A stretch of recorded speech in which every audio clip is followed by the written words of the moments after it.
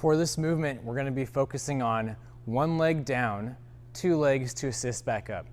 This is to really help work on strength of one side of our body or one limb, which can really show different discrepancies or deficits in the muscles of our quads as well as our trunk and our hip as we sit to stand. For this movement, you want to square yourself up with a bench or box behind you. From here, keeping braced, putting one leg out in front, sitting down to that box, replacing both legs down underneath as I stand myself back up. Sticking the leg out, sitting down to that bench, and standing up. One thing that you might notice or make sure that's not happening is the knee wobbling in when you sit down. What we want to avoid is any excessive knee wobble, although some is okay.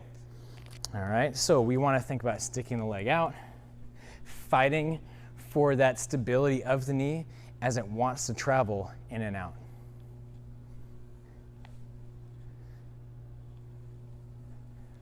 Some things to think about during this movement. As you're on one leg, your hips, your pelvis, your torso, and your head all have to balance over that one base of support. So to initiate this movement, you may have to shift into that leg or that hip, put one leg up, and sink down into that leg. This is very different than staying all the way out here and somehow figuring out how to sit down. So before you do this movement, single leg back to the bench, put that foot down, sway or shift your pelvis over that foot.